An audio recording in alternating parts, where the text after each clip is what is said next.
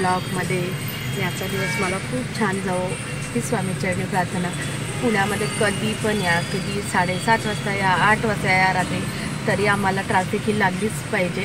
मला आठवते गाडीमध्ये गणपती बाप्पाची एवढी छान अशी मूर्ती आहे ना, आणि तिला तो हार पण एवढा मस्त शोभून दिसतो. सहसा मी ना पुण्यामध्ये आम्ही घरी कधी गाडी अशी काढतच नाही, कुठे लांब गावाला जायचं असेल तरच काढतो. पण आज काय झालं, आज सामान भरपूर आणायचं आहे. मग ते पुन्हा 2 व्हीलरवरती ना तेवढं सामान पुन्हा सावी असते, मग एवढं बसताना फार प्रॉब्लेम होतो. म्हटलं जाऊ दे, आज आपण 4 व्हीलरनीच जाऊया. पण ती 2 व्हीलर ना मला खरंच आवडते. पटकन जाऊन एका साईडने आम्ही कधी पोहोचतो कळतच नाही. पण या 4 व्हीलरमध्ये बसलो की चला तो जाईपर्यंत काही बाहेर पडायलाच नको गाडीतून. जिथे ना 10-15 मिनटं लागतात ना, तिथे आम्हाला जर 4 व्हीलर काढली की पकडा अर्धा तास नक्कीच जातो. पण काय वेळेला काढावीच लागते 4 व्हीलर.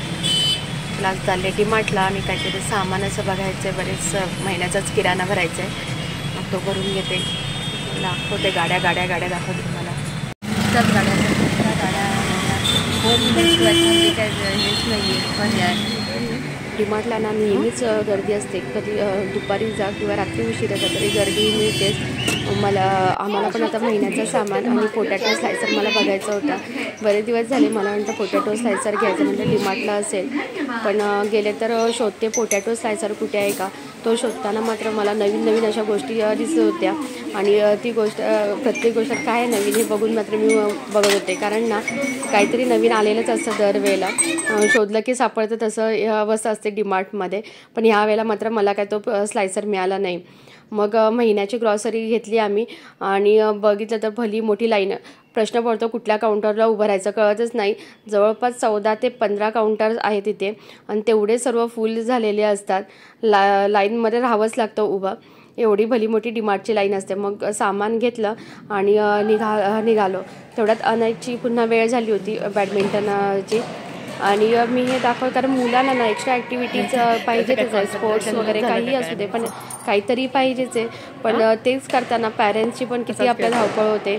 आम्ही DMartमधून तशीच गाडी घेऊन मग घ्यायला गेलो, तरीसुद्धा त्याची प्रॅक्टिस चालूच होती रात्रीचे 9, 9:15पर्यंत. पण मग काहीतरी मॅनेज करावंच लागतं, कारण थोडंफार आपल्याला पण कष्ट करावेच लागतात. मुलांना तर काही विचारायलाच नको. त्यांचं टाईम मॅनेजमेंट कसं करायचं हे कळतच नाही.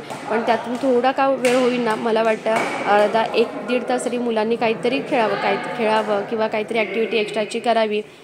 कारण जरी बुक्स म्हणाले तरी किती स्टडी करणार, स्टडीचं पण नाही म्हटलं तरी एक बर्डन येतंच मुलांवरती. एवढं भरपूर असं मुलांना सिलेबस आहे. जेव्हा मी त्याचा अभ्यास घेते ना, तेव्हा मला खरंच वाटतं की नाही बाबा तू थोडा वेळ तरी खेळून ये असं वाटतं. आणि आता तर एक्झामचे दिवस पण आले, म्हटलं चल आता एकदा खेळून ये, नंतर मग थोडासा गॅप घे. पण त्याचा पण बऱ्यापैकी इंटरेस्ट आहे बॅडमिंटनमध्ये, म्हणून आम्ही पण त्याला कंटिन्यू करतोय. आणि त्याचबरोबर पॅरेंट्सची पण कसरत होते, त्यांना न्या सोडा घेऊन या वेळेमध्ये. तसंच आता बघा एवढ्या रात्रीचं झालं तरीसुद्धा आम्ही तिथे त्याची मॅच बघत थांबलो. आणि खेळताना ना खरंच इतकं छान वाटतं. तो खेळताना बघून मलाच एकदम छान वाटत असतं की हे आपण पण बॅडमिंटन खेळायला जावं. एवढा त्यांचा स्पोर्ट्समनचा स्पिरिट जो असतो ना मुलांमध्ये, तो मस्त असतो. तर एक तरी ॲक्टिव्हिटीज प्रत्येक मुलामध्ये काहीतरी असावी. म्हणजे आपण एक्झामच्या टाईममध्ये गॅप घ्यायचा आणि पुन्हा ती ॲक्टिव्हिटी आपण कंटिन्यू करू शकतो. तेवढंच मुलांचं पण माइंड फ्रेश होतं. आणि आत्ताची सध्याची ती गरज पण आहे. त्यांचं खेळून होईपर्यंत सावीचं पण चला माझ्याबरोबर पण कुणीतरी खेळा. मग ती पण तिच्या पप्पांबरोबर खेळायला लागली, कारण तिथे थोडी मोकळी जागा होती. घरी आले नंतर बघितलं हे एवढं सामान. दरवेळेला ठरवतो की सामान काही एवढं जास्त घ्यायचं नाही, पण नाही म्हटलं तरी ते सामान जास्त घेतलंच जातं. आणि ह्या वेळेला मग मशरूम दिसले, मग म्हटलं चला फ्रेश होते, मग ते घेऊन आले. आणि सामानाचं म्हणाल ना, कधी आपण म्हणतो DMartला जाऊन खर्च वगैरे होतो, पण काही अशा गोष्टी असतात त्या कधी ना कधीतरी घेणंच असतात. जसा मुलांचा खाऊ जर त्यांना तिथे नाही मी घेतला तरी बाहेरच्या शॉपमधून घेऊन येणं असतंच. आता ह्या भाकरवाडीची प्राईस जवळपास काहीतरी 180-190 होती, तर 50 रुपीज ऑफ होते DMartला. आणि बरेच दिवस असं झालं होतं भाकरवडी घेऊन यायचे. म्हटलं आता इथून नाही तर तिथून कुठून तरी आणायचंच आहे, तर आपण इथे ऑफ आहे तर घेऊन टाकूया. आणि म्हणून तर सामानाचं बिल वाढत असतं.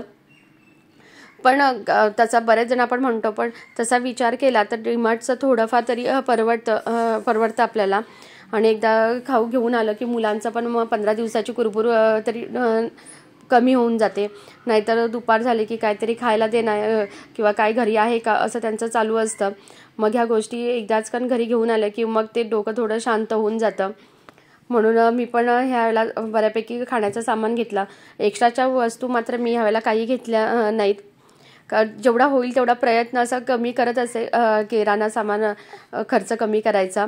ग्रॉसरीवरतीच बऱ्यापैकी खर्च होऊन जातो, पण ते ठीक असतं. कारण बाहेर जर आपण त्या वस्तू गेल्या तर पैसे थोडे जास्तच द्यावे लागतात. त्यापेक्षा मग डीमार्ट बरा.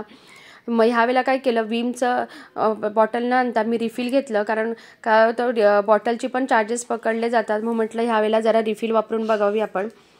तर मग हे असं डीमार्टची शॉपिंग होती. आणि नंतर दुसऱ्या दिवशी म्हटलं चला आपण आज करूया मशरूमची भाजी.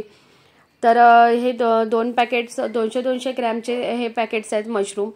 आणि ना रोज रोज तीच भाजी खाण्यापेक्षा कधीतरी वाटतं काहीतरी वेगळी भाजी करून खावी. पहिल्यांदा आहेत ना मशरूम पूर्ण असे साफ करून घेते बघा. 2 पॅकेट्समध्ये भरपूर सारे मशरूम दिसतात मशरूम भरपूर आहेत म्हणून. पण जेव्हा आपण भाजी करतो ना तेव्हा ते फार कमी होतात. हा माझा बऱ्याच वेळचा अनुभव आहे. कारण मशरूमला स्वतः पाणी सुटतं, मग ते कमी होतात. म्हटलं 2 टायमाला मी अशी भाजी करते, त्यामुळे मी हे 2 पॅकेटची भाजी एकदाच करते. आणि मशरूमला थोडीफार माती चिकटलेलीच असते, त्यामुळे ते एकदम स्वच्छ धुवून घेणं फार गरजेचं असतं. तर ह्या वेळेला ना मला मशरूम एकदमच छान वाटले आणि मोठे मोठे होते भरपूर असे. तर पहिल्यांदा मी पाण्याखाली असे त्यांना स्वच्छ असे धुवून घेते. आणि प्रत्येक मशरूम आहे ना, म्हणजे एक मशरूम असा धुते. कारण त्याला बऱ्यापैकी माती धुळीचे कण वगैरे असे चिटकलेले असतात, म्हणजे मातीतलेच असतात, त्यामुळे ते असतातच.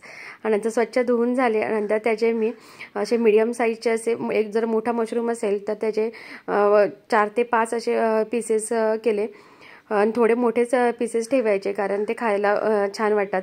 म्हणजे ज्यांना मशरूम आवडतं ना त्यांनी तर असे मोठे मोठे पीस ठेवायचे, म्हणजे ते छान लागतात खायला. आणि हे माझे सर्व पीस करून झाले मशरूमचे. आणि मी मशरूम मसाल्यासाठी बघा काय काय घेतलं आहे. कांदा घेतलाय तळलेला कांदा आहे हा. जवळपास 3 कांदे घेतलेत मी तळून. टोमॅटो घेतले 2 मीडियम साईजचे. आणि त्यातल्या बिया वगैरे काढून टाकले, आंबटपणा कमी व्हायला पाहिजे म्हणून. दही घेतलं आहे. लाल तिखट, धने पावडर, हळद, गरम मसाला आणि किचन किंग मसाला घेतला आहे. ही आले लसूण पेस्ट आहे. तुम्हाला मी दाखवली, ही करून ठेवलेली असते, म्हणजे मला ऐन वेळेला ती बरी पडते घालायला. आणि हे सर्व खडे मसाले आहेत. तमालपत्र, दालचिनी, मोठी वेलची, साधी वेलची आणि काळी मिरी असं सर्व हे घेऊन ठेवलं आहे. तर पहिल्यांदा ना मशरूमला जेवढं दही होतं, जवळपास 3 ते 4 चमचे दही होतं. आणि दही असं आंबट नसावं. आणि त्याच्यामध्ये मग आलं लसूण पेस्ट थोडी टाकून घेतली. आणि थोडे आईस वरती असल्यामुळे ती आता थोडीशी घट्ट झाली आले लसूण पेस्ट, पण मला फार बरी पडते अशी करून ठेवलेली. आणि हे सर्व जे मसाले आहेत ना ते एकदा टाकून घेते त्याच्यामध्ये. म्हणजे आपण असं त्याला थोडा वेळ मॅग्नेट करायला ठेवून द्यायचं, म्हणजे मशरूमला छान सर्व असे मसाले लागले जातात.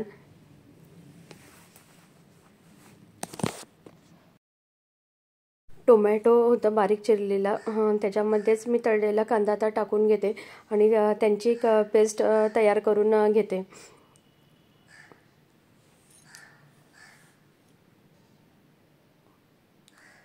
आणि नाही, ह्या भाज्या करायला जास्त आनंद म्हणजे जेव्हा अनय स्कूलमधून येतो ना तेव्हा त्याला असं एक्सपेक्ट असतं की मम्मीने आज कुठली तरी वेगळी भाजी बनवलेली असू दे.